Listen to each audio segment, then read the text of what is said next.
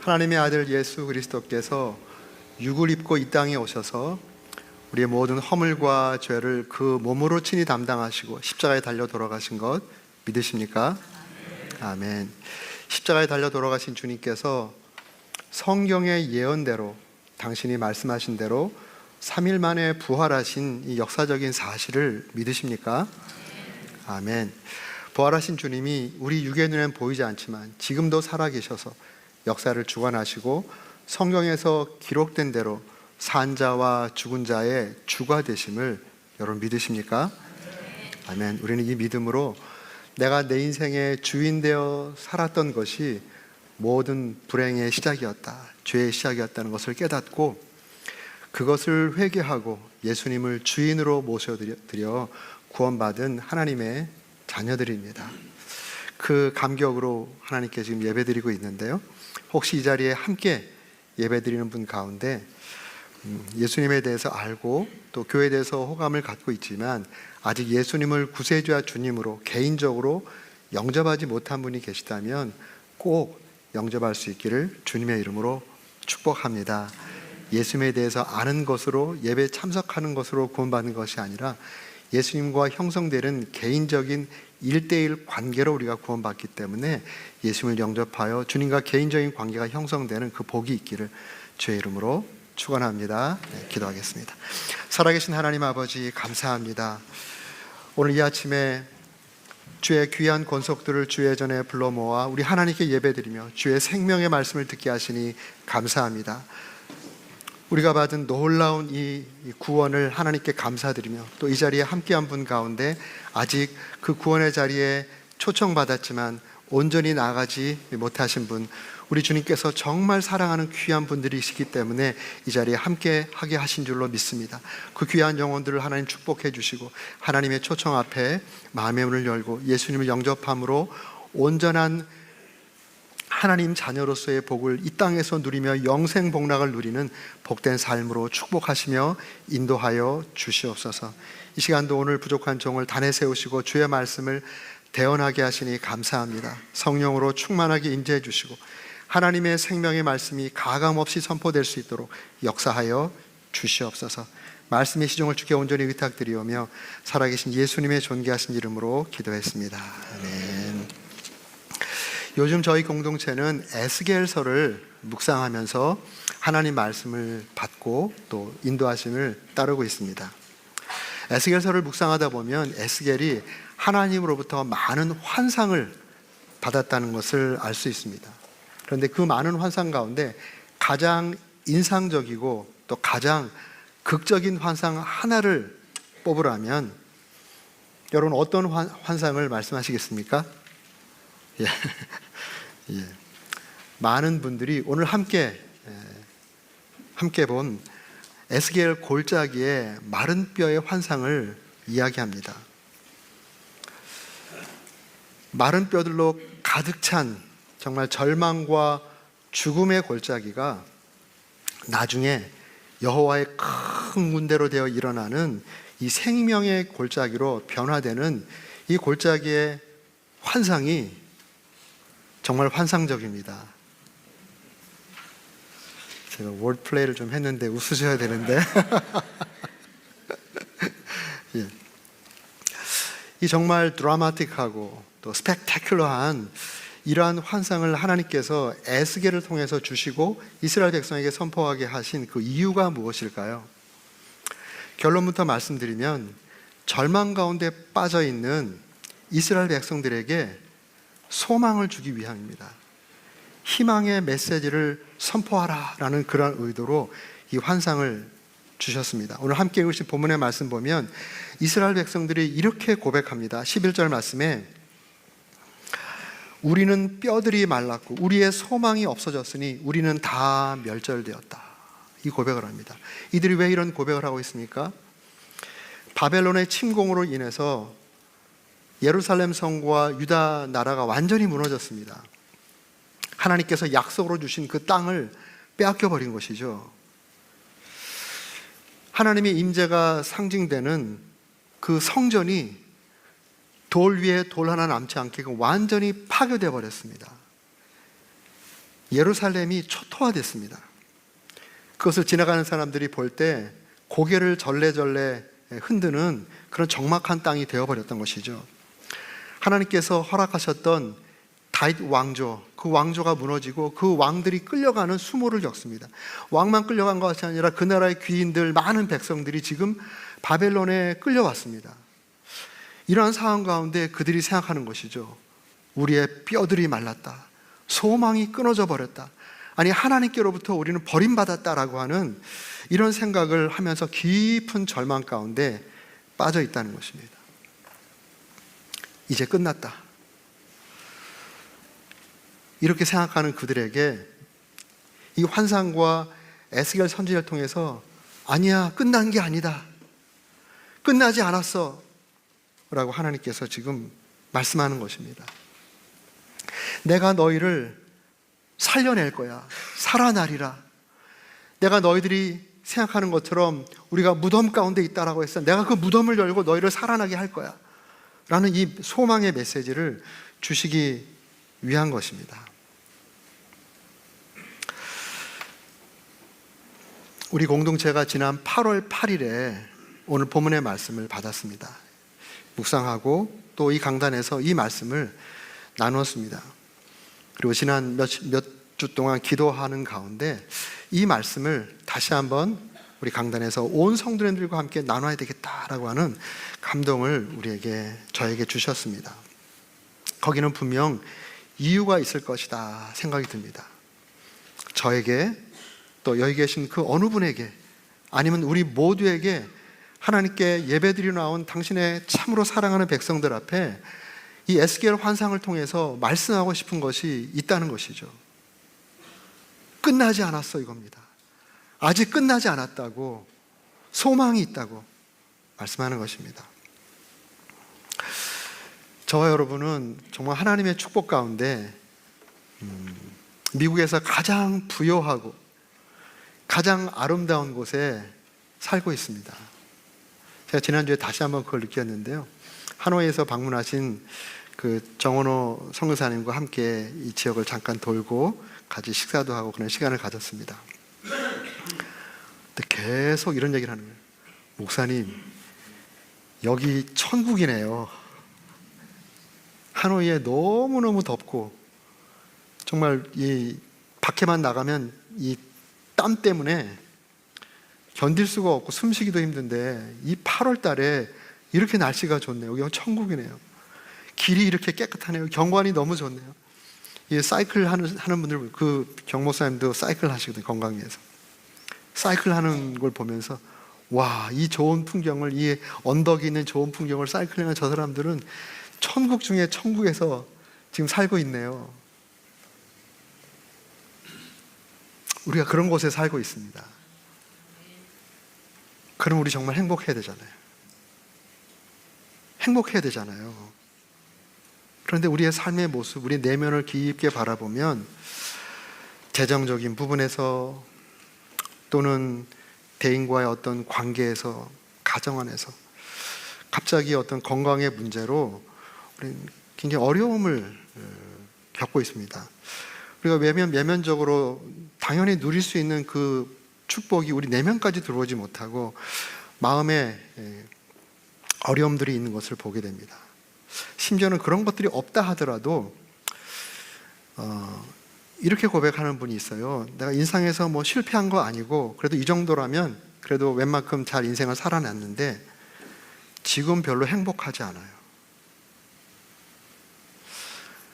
돌아보면 내 가진 것이 점점점 많아졌는데 왜 내 마음은 더 공허할까요?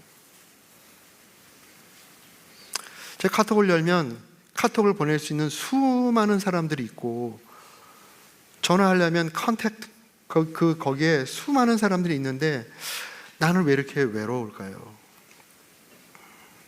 뭔가 열심히 살아왔는데 이제부터는 무엇을 위해 살아야 할지 모르겠습니다. 그런 고백을 하는 분이 있고 그런 비슷한 말씀을 하는 분들을 만나게 되고 저 역시도 이럴 수 있겠다라는 생각을 하게 됩니다. 이스라엘 백성들의 그 극적인 표현은 아니더라도 우리가 뼈가 말랐습니다. 우리의 소망이 없습니다. 이제 우리는 다 멸절되었습니다. 끊어졌습니다. 이제 더 이상 하고 싶지 않습니다. 라고 하는 그런 말씀까지는 아니다 할지라도 우리 마음 가운데 이러한 절망감이 때때로 몰려올 때가 있다는 것이죠. 그러한 가운데 우리의 삶의 자리 가운데 하나님께서 이 단에 선 부족한 종을 통해서 또 이미 주신 이 말씀을 통해서 하나님은 우리에게 말씀하십니다. 우리는 나는 지금 내 뼈가 지금 말라가는 것 같다 라고 할 때 하나님께서 아니야, 내가 너를 살려낼 거야. 내가 너를 살려낼 거야. 하나님께서 이 소망의 메시지를 주시는 것입니다. 나는 이제 소망이 더 이상 없어요 라고 할 때 아니야, 내가 너의 소망이야, 내가 너의 희망이야 라는 이 말씀을 하고 싶으신 것입니다. 우리는 멸절되었어요. 우리는 다 끊어졌어요. 아니야, 너는 내 아들이고 내 딸이야. 주님께서 이 본문의 말씀을 통해서, 이 본문의 말씀을 설교하는 이 설교자의 입을 통해서 여기 계신 한 분 한 분에게 하나님께서 지금 이 말씀을 하고 싶으신 줄로 믿습니다. 이 하나님께서 우리에게 전달하고 싶은 이 말씀을 우리가 받고 또 혹시라도 우리의 마음속에 어둠이 있다면 주님의 이름으로 다 그 어둠이 떠나가고 소망과 희망의 마음으로 우리의 마음이 밝아지기를 주의 이름으로 축복합니다. 근심 걱정이 있다면 주님의 이름으로 그 근심 걱정이 떠나고 주님이 내 희망이고 내 소망이다, 내 미래다라고 하는 이러한 마음으로 다시 한번 재충전되는 복된 예배가 되기를 주의 이름으로 축복합니다. 이 본문의 말씀을 쭉 보니까 하나님께서 그렇게 그 의도로 그 말씀을 이제 하시는데요, 실제로 그렇게 이루어지는 과정이 있더라고요. 거기 보니까 하나님께서 이러한 당신의 소망의 의도를 전하시는 그 과정을 보면서 제가 한 중요한 세 단어가 생각이 났습니다. 이러이러한 과정을 통해서 그들이 무덤 가운데 있다라고 하는 이스라엘 백성들에게 소망을 주시는구나, 희망의 메시지를 선언하게 하시는구나 라는 걸 생각했는데요, 그 세 가지를 세 단어를 우리 마음속에 잘 간직하고 나도 모르게 내 마음에 어둠이 찾아올 때 이 세 단어를 떠올리면서 승리하는 우리 모두가 되기를 바랍니다. 그 첫 번째 단어는 믿음입니다. 믿음. 너무 식상한, 교회니까 당연히 믿음을 이야기하지, 너무 식상한 단어 같지만 오늘 본문에서 아주 구체적으로 그것을 우리에게 말씀하고 있어요. 지금 이러한 절망 가운데 이스라엘 백성들에게 희망의 메시지를 주기 위해서 환상을 주시는데 하나님께서 에스겔에게 거룩한 임재하심으로 권능으로 임합니다. 그리고 거룩한 영 안에서 그를 어느 환상 중에 어느 골짜기로 데려갑니다. 그 골짜기에 가보니까 우리 본문에 있는 말씀처럼 뼈가 가득하더라. 그런데 그 뼈가 가득한 것이 어떤 상황인지 그 뼈 사이를 계속 다니게 합니다. 2절 말씀에 나를 그 뼈 사방으로 지나가게 하시기로, 이 사방으로 이 뼈와 뼈 사이를 다니면서 얼마나 그 절망의 상황이 깊은가를 느끼게 합니다. 다니기로 본즉 그 골짜기 지면에 뼈가 심이 많고 아주 말랐더라, 이렇게 말합니다. 지금 이 사람이 죽어 뼈만 남았는데 이 죽은 지 오래되어서 완전히 생명력이라고는 찾아볼 수 없는 그러한 바싹 마른 뼈가 그 골짜기 전체에 확 널려있는 것을 보게 합니다. 그 다음에 그러한 상황을 보게 했을 때 이 절망을 느끼게 한 다음에 그 다음에 이렇게 말합니다. 3절 말씀에 인자야, 이 뼈들이 능히 살 수 있겠느냐? 전혀 예상치 않았던 질문을 확 던져버립니다. 하나님께서 이 뼈들이 살아나고 희망의 메시지를 주시기 위한다면 그냥 하면 되잖아요. 그냥 하시면 되잖아요. 근데 왜 이 바싹 마른 이 절망 가운데 뼈들이 능히 살 수 있겠느냐, 왜 물어보실까요? 거기에는 분명 의도가 있습니다. 그 의도를 다 알았는지 몰랐는지 에스겔은 이렇게 답을 합니다. 인자의 이 뼈들이 능히 살 수 있겠느냐 하시기로 내가 대답하되 주 여호와여 주께서 하시나이다, 이 답을 하게 합니다. 그의 입에서 하나님 지금 무슨 질문이세요? 지금 이 절망스러운 모습이 보이지 않으세요? 이건 불가능한 일이에요. 이 죽어서 오래돼서 바싹 마른 뼈들이 어떻게 다시 살아날 수 있겠어요? 말도 안 되는 말씀을 왜 물어보세요? 이렇게 말하지 않았어요. 자기 생각으로, 자기 경험으로, 자기 판단으로 대답하지 않았어요. 이렇게 말합니다. 하나님께서 아십니다. 이 말씀 속에는 많은 의미가 담겨 있죠. 하나님이 지금 함께 하시고 하나님이 원하시면 살아날 수 있습니다 라는 이 믿음이 담겨진 답을 하는 것이죠. 자기 생각으로, 자기가 판단하는 것으로 생각하고 말하지 않아요. 하나님 바라보고 믿음으로 반응하는 것입니다. 절망에서 빠져나오는 그 첫 번째 문고리는 바로 믿음이라는 물고리입니다. 절망적인 상황을 딱 만나면 사람은 둘로 갈라집니다. 한 사람은 그 절망적인 상황에서 그 절망보다 더 크신 하나님을 바라보고 하나님을 선택하는 사람이 있어요. 믿음으로 하나님을 선택합니다. 그런데 안타깝게 어떤 부류의 사람은 그 절망에 빠져버리는 거예요. 절망이 너무 큰 건 이해되지만 그 절망에서 헤어나오질 못하는 거예요. 그리고 그 절망으로, 자기 생각으로, 환경으로, 자기 연약함으로 말하는 거예요. 여기서 빠져나오는 것은 불가능해. 불가능해. 이렇게 말하는 사람이 있을 수 있다는 것이죠. 감사하게도 에스겔은 하나님께서 아십니다. 믿음의 반응을 보였습니다. 이것이 우리에게 주는 교훈이 있죠. 우리가 살아나가는 삶의 상황 가운데 우리의 마음을 절망으로 몰아가는 그런 상황들을 만나게 됩니다. 때로는 나의 연약함 때문에 내가 이렇게 결단하고 이렇게 하려는데 계속 넘어지는 거예요. 자기 자신에 대해서 아주 깊은 실망을 할 수 있죠. 그것을 바라보는 옆에 있는 사람들도 실망할 수 있습니다. 저 사람이 나에 대해서 정말 실망했겠는데 그것 때문에 더 좌절감이 느껴지고, 아니 내가 어쩔 수 없는 상황들이 막 벌어지는 거예요. 그럴 때 정말 좌절스럽죠. 절망스럽죠. 그런데 우리 믿음의 사람들은 오늘 본문의 말씀 통해서 하나님께서 이 에스겔에게 물어봤던 그 질문을 우리가 받았다고 했을 때 이 뼈들이 능히 살 수 있겠느냐라는 이 질문 앞에 우리 모두가 서게 된 것이죠. 그때 안 됩니다. 내 생각이 이건 아닙니다. 이것이 아니라 주님께서 아십니다. 주님을 바라보고 주님께 의존하는 그러한 믿음의 선택을 할 때 그 절망의 자리에서 우리가 나올 수 있다는 것이죠. 하나님은 그 믿음을 귀하게 보시고 기뻐하십니다. 성경에 보면 아브라함이 나이가 많이 먹었지만 아들이 없었어요. 하나님의 아들에 대한 약속을 받았음에도 아들이 없었어요. 그러는 가운데 하나님이 그를 만나십니다. 창세기 15장에 가면 그를 만나십니다. 그가 하나님께 하나님 내가 자식이 없습니다. 자기 절망스러운 상황을 토로하죠. 약속은 받았지만 바뀐 게 하나도 없어요 하나님. 이렇게 말합니다.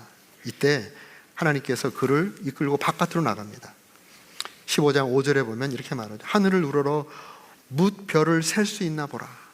하나님께서 지금 아브라함에게 말합니다. 하늘을 바라보라. 저 많은 별을 네가 다 셀 수 있겠니? 그리고 그 다음에 하시는 말씀이 내 자손이 이와 같으리라. 지금 너의 몸은 늙어가고 살아도 늙어가지만 앞으로 이렇게 될 것이다 라고 말했어요. 일반적인 이성적인 사람, 과학적인 사람은 그 무슨 말씀을 그렇게 하세요? 말도 안 되는 이야기, 과학적으로 상황적으로 이게 말이 되는 말씀입니까? 그런 생각이 들 수 있죠. 그런데 아브라함은 16절에 보니까, 창세기 15장 16절에 보니까 아브라함이 여호와를 믿으니 이렇게 말씀합니다. 아브라함이 하나님을 믿으니 여호와께서 이를 그의 의로 여기셨다. 그의 어떤 행동이 아니라 그의 믿음을 의로 여기셨다. 이렇게 말합니다. 아브라함은 가능한 상황을 보고 믿은 것이 아니라 불가능해 보이지만 하나님을 믿고 하나님 말씀을 믿은 것입니다. 하나님이 대신 믿게 해주지 않아요. 하나님은 우리를 자유로운 하나님의 형상대로 창조해 주셨습니다. 이 자유의 핵심은 선택권이에요. 우리에게 선택권이 있다는 것입니다. 그 자유의 반대말은 책임이에요. 우리가 선택한 거에 대해서 책임을 지는 거예요. 믿음이 뭡니까? 선택하는 것입니다. 선택하는 것. 물론 하나님은 우리가 잘 선택할 수 있도록 말씀으로 은혜를 주시고 계속 우리에게 바른 선택을 할 수 있도록 계속 우리에게 은혜를 주십니다. 그렇지만 최종적으로 선택하는 건 본인이 해야 되는 거예요. 본인이 하는 것입니다. 아브라함은 이 절망스러운 상황 가운데 하나님을 믿고 바른 선택을 했습니다. 하나님, 내가 믿습니다. 바른 선택을 한 것이죠. 결과적으로 어떻게 됐습니까? 시간이 흘렀을 때 100세가 되었을 때 그의 믿음대로 그가 아들을 얻습니다. 약속의 아들을 얻습니다. 성경은 말합니다. 믿음이 없이는 하나님을 기쁘시게 하지 못한다고. 하나님께 나아가는 자는 반드시 그가 계신 것과 자기를 찾는 자들에게 상 주시는 이심을 믿어야 할지니라. 하나님이 계시고 우리가 절망스러운 상황이지만 절망에 침몰하는 것이 아니라 이 상황 가운데서도 믿음으로 하나님을 찾기를 선택하면 하나님께서 기뻐하시고 능력의 손길을 그 삶 가운데 베풀어 주신다는 것입니다. 그 은혜를 우리 모두가 누릴 수 있기를 주의 이름으로 축복합니다. 아멘. 두 번째로 오늘 본문 말씀 통해서 믿음을 확인한 다음에 그 다음 단계로 하나님께서 인도하시는 것이 있습니다. 말씀입니다. 두 번째 단어는 말씀입니다. 믿음을 확인하신 다음에 4절 말씀에 이렇게 말합니다. 너는 또 내게 이르시되 너는 이 모든 뼈에 대언하여 이르기를. 내 말씀을 대신 선포하라는 것이죠. 대언하여 이르기를 너희 마른 뼈들아 여호와의 말씀을 들을지어다. 여호와의 말씀을 들을지어다 라고 선포하라고 합니다. 그리고 나중에 그 말씀을 듣고 그들이 사람의 형체가 되었을 때 생기가 들어갈지어라 라고 대언하라고 하십니다. 여기 9절 말씀 나오죠. 인자야 너는 생기를 향하여 대언하라. 하나님 말씀을 선포하라고 합니다. 결국 이 말씀이 선포되었을 때 하나님께서 그 죽은 절망의 이 뼈들이 사람의 형태가 되고 거기에 생명이 들어가는, 그래서 여호와의 군대가 되는 놀라운 역사를 베풀어 주셨습니다. 하나님 말씀에는 그와 같은 능력이 있는 것이죠. 천지 만물을 하나님이 말씀으로 창조하셨습니다. 빛이 있으라 말씀하시니 빛이 있게 되었죠. 예수님도 달리다 쿰, 야이로, 회당장 야이로의 딸이 죽었을 때 딸아 일어나라 라고 말씀으로 선포하시니까 그 딸이 살아났습니다. 나사로가 죽었을 때 나사로야 일어나라, 나사로야 나오라 라고 말씀을 선포하시니까 나사로가 살아나왔습니다. 하나님의 말씀에는 창조적인 생명의 역사가 있는 것입니다. 우리들도 하나님의 형상대로 창조받았기 때문에 우리의 말에도 어느 정도 창조의 능력이 있어요. 말은 정말 놀라운 능력이 있습니다. 그러니까 긍정적인 말을 하고 또 격려하는 말을 하면 듣는 사람의 마음 가운데 긍정적인 마음이 형성이 돼요. 뭔가 해봐야 되겠다라고 하는 이 힘이 마음 가운데 형성이 돼요. 이거 다 우리가 경험한 바 아닙니까? 근데 부정적인 얘기를 하고 몰아붙이고 너 같은 것이라고 계속 몰아붙이면 할 수 있는 사람의 그 마음도 나는 아무것도 할 수 없는 존재야라고 그 마음의 형성이 돼버려요. 이것이 말의 창조력입니다. 그런데 하나님의 말씀은 말할 것도 없이 놀라운 창조의 능력이 있습니다. 하나님의 말씀이 선포되면 그대로 되는 것이죠. 그래서 말씀을 맡은 자들은 말씀을 하나님께서 주신 그대로 에스겔처럼 선포해야 되는 것이죠. 에스겔이 이렇게 말합니다. 7절 말씀에 이에 내가 명령을 따라 대언하니, 말씀을 맡은 자는 그 말씀에 자기 생각을 첨가해서는 안 되는 것입니다. 하나님께서 말씀하신 그대로 이 말씀이 듣는 자에게 기쁨이 될지 슬픔이 될지 도전하는 것이 될지 이거를 평가하는 것이 아니라 하나님께서 주신 말씀을 그대로 선포하는 것입니다. 그대로. 어떤 역사가 일어났습니까? 7절 말씀에 이에 내가 명령을 따라 대언하니, 대언할 때, 하나님 말씀이 선포될 때 너희 마른 뼈들아 여호와의 말씀을 들을지어다, 들은 대로 아마 선포했을 것입니다. 대언할 때 그때 하나님이 역사를 시작하시죠. 갑자기 그 고요한 마른 뼈들이 있던 그 골짜기에 소리가 들립니다. 처음에는 조그만 소리였겠죠. 조그만 뼈들이 움직이면서 소리가 나기 시작하는 것입니다. 점점점 그 소리가 왕왕왕 커지게 되죠. 그러면서 그 뼈들이 붙어서 사람의 형체가 되는 것입니다. 그리고 힘줄이 돋고 거기에 살이 붙고 가죽이 붙어서 우리가 보고 있는 사람의 형태가 되는 것입니다. 하나님께서 선언하라, 대언하라 말씀할 때 그 말씀을 대언하니까 그런 역사가 일어났죠. 에스겔의 입장에서 하나님, 저 마른 뼈들이 귀가 있습니까? 저 마른 뼈들이 들을 수 있겠습니까? 라고 자기 판단을 첨가하지 않았어요. 하나님께서 말씀하라고 하니까 마른 뼈들을 향해서도 여호와의 말씀을 들을지어다 라고 선포하는 것입니다. 그랬더니 놀랍게도 마치 그 뼈들에, 마른 뼈들에 귀가 있는 것처럼 그들이 그 말씀을 받고 움직이기 시작하고 살아나기 시작하잖아요. 그리고 여기서 중요한 말씀은 이 선포되는 말씀이 있다면 그 말씀을 들어야 되는 것입니다. 너희 마른 뼈들아 여호와의 말씀을 들을지어다. 들어야 되는 것입니다. 들어야지, 듣고 받아들여야지 그때 하나님의 생명의 역사가, 이 절망이 소망으로 바꾸는 이 회복의 역사가 일어나게 되는 것입니다. 사람의 형체는 있는데 거기에 생명력이 없어요. 그냥 진흙덩어리처럼 되어 있습니다. 이럴 때 하나님이 다시 한번 말씀을 선언하라고 하십니다. 9절 말씀에 인자야 너는 생기를 향하여 대언하라. 이 생기는 생명력입니다. 생명력. 이 생명력을 향해서 대언하라. 생기야 사방으로부터 와서 이 죽음을 당한 자에게 불어서 살아나게 해라 라고 이렇게 선언하라고 합니다. 에스겔도 또 생기가 눈에 보이나요? 눈에 보이지 않습니다. 있는지 없는지도 몰라요. 그런데 하나님께서 하라고 하니까 그냥 그대로 하는 것입니다. 생기야 사방에서 불어서 이 사망한 자들에게 임하라. 하나님 말씀하신 그대로, 명령받은 그대로 그 말씀을 선포하니까 보이지 않던 생기들이 어디서부턴가 불어와서 그 죽음 당해 있는 그 사람들에게 임해서 살아나게 되는 것입니다. 살아나면서 어마어마한 군대를 형성하는 그 모습을 보게 되는 것이죠. 하나님의 말씀은 이와 같이 역사가 있습니다. 하나님 말씀은 살았고 운동력이 있다 이렇게 말씀하잖아요. 이 살았고 운동력이 있는 이 역사는 누구에게 이루어지는가? 하나님 말씀으로 받아들인 사람에게 이루어지는 거예요. 받아들인 사람.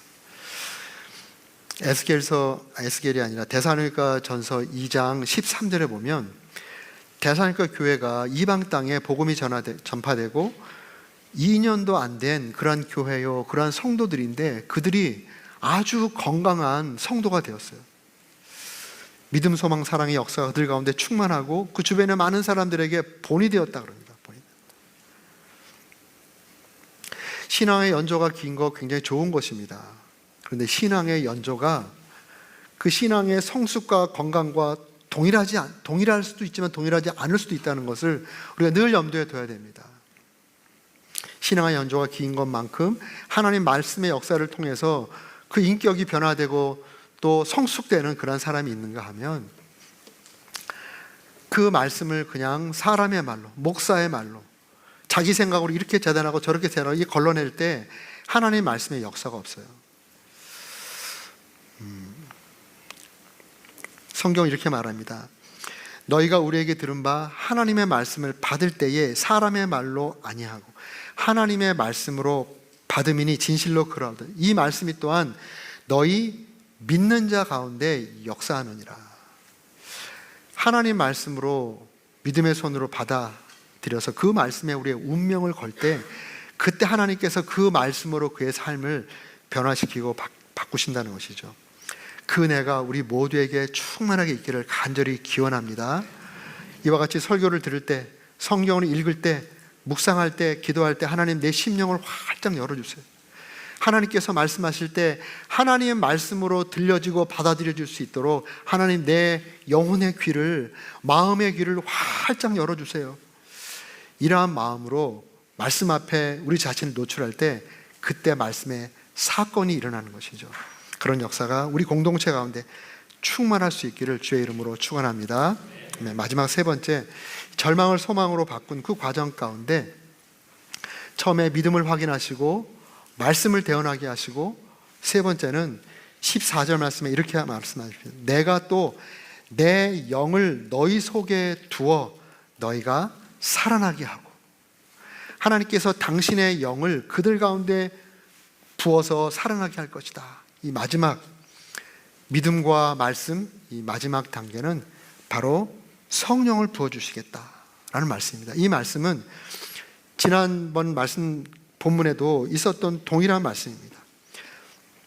36장 26절 말씀에 또 새 영을 너희 속에 두어 새 마음을 너희에게 주되 너희 가운데 굳은 마음을 제하고 부드러운 마음을 줄 것이다. 그런 약속의 말씀을 준 것을 다시 한번 말씀합니다. 내가 새 영을 너희에게 부어주겠다. 우리가 거듭나고 진정한 생명을 얻는 것은 물과 성령으로 거듭나는 것입니다. 물과 성령으로. 물은 말씀이죠. 우리가 거듭나는 것도 하나님의 복음의 말씀을 우리가 듣고, 그리고 성령께서 역사하셔서 그 복음의 말씀이 바로 나를 위한 말씀이라는 것을 깨닫고 예수님 영접할 때 우리가 거듭나잖아요. 어떻게 거듭나냐면 예수님을 모셔드릴 때 하나님이 성령을 주십니다.